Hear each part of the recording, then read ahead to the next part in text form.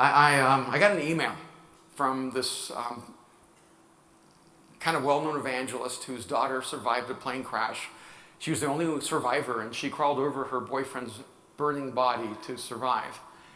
He sent me a text and said, "Can we talk?" And I was kind of surprised because I thought he would see me as a more like heretical voice in the world. And I said, "Sure." And I called him up and he said, "My daughter survived the plane crash. She's lost her faith. She's really broken. She's really hurting. The physical damage is not nearly as bad as the psychological and emotional damage. And you're the only person she listens to on the podcast. Would you be willing to talk to her for a few moments on the phone?" I said, "No, just tell me where you live. My daughter and I will get on the plane. We'll fly wherever you are in the world, and we'll sit down and talk to her. I mean, if anyone could help my daughter, I would give anything for that to happen."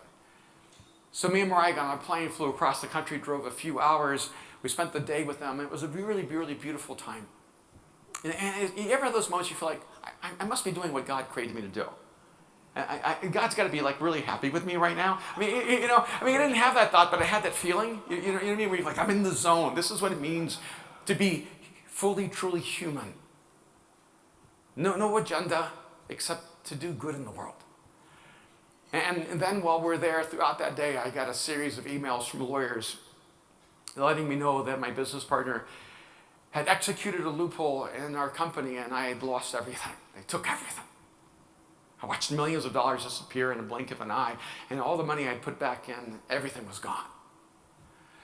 And I had this massive knot in my stomach, and I did have the thought, God, why now? Like, why this timing? I'm here across the country on my own dime trying to care for someone, and you let this happen now? I can't really say that because I'm there, bringing healing and solace in the name of Jesus. And my daughter and I drove the couple of hours back to the airport because we were literally there for one day.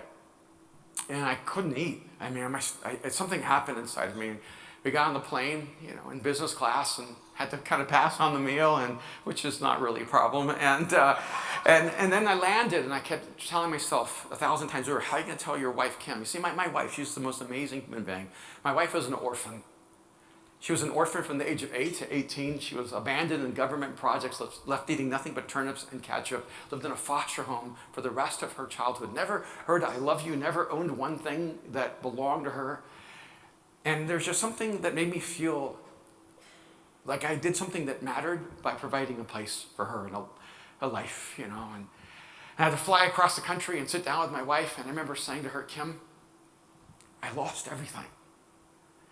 And I don't know what happened. I don't know who this woman is or anything, but without missing a beat, she looked at me and she said, I thought I was your everything. Like, who are you? And it's like, no one says that. Somebody writes that and puts it in a movie called The Notebook, or, and no one actually says that in real life. And you ever realize in a moment that what you said doesn't match what they said? Because theirs is really noble and yours is just human, and so I looked at her and I thought, how do you recover from that? So I said, well, I lost my other everything. And, I said, like the other everything, the everything that made me feel like a man, the everything that made me feel like there was proof that I had value, the everything that made me feel like God was like with me, the everything that was a part of my story of God, my story of us, and my story of me, it was all gone.